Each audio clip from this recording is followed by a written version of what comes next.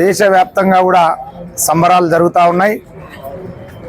మూడవసారి భారతదేశ ప్రధానిగా నరేంద్ర మోడీ గారు ప్రమాణ స్వీకారం చేస్తున్న సందర్భంగా ఇలా దేశమంతా సంబరాలు జరుగుతూ ఉన్నాయి. దానిలో భాగంగా వనపర్తి జిల్లా హెడ్ క్వార్టర్లో ఈరోజు అందరం కూడా బీజేపీ నాయకులము, కార్యకర్తలము, అభిమానులం అందరం కలిసి చాలా పెద్ద ఎత్తున ర్యాలీగా బయలుదేరి చౌరస్తాలో ఈ యొక్క మిఠాయిలు పంచుకొని ఈ బాణసంచ కాల్చడం జరిగింది.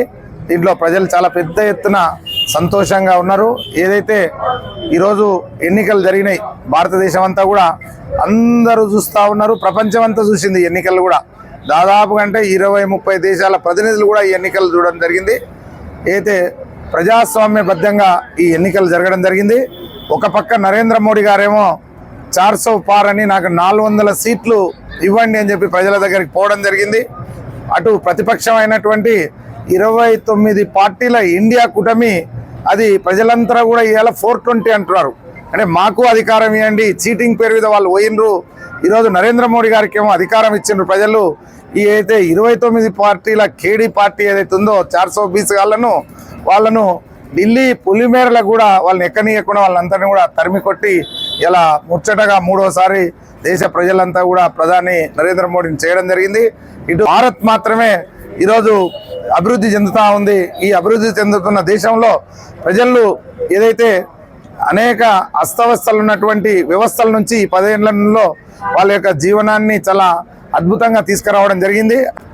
ఏదైతే బీజేపీ ఎన్నికల మేనిఫెస్టో ఉందో, ఏదైతే ప్రజలు ఏదైతే పేదరికం నుంచి బయటపడాలంటే, వాళ్ళ కాళ్ళ మీద వాళ్ళ ఆత్మగౌరవంగా బతకాలంటే వాళ్లకు నాణ్యమైనటువంటి ఉచితమైనటువంటి విద్యను, నాణ్యమైనటువంటి ఉచితమైనటువంటి వైద్య సేవలను అందించాలనేటువంటి లక్ష్యంతో వారి ఎన్నికల మేనిఫెస్టోలో చేర్చడం జరిగింది.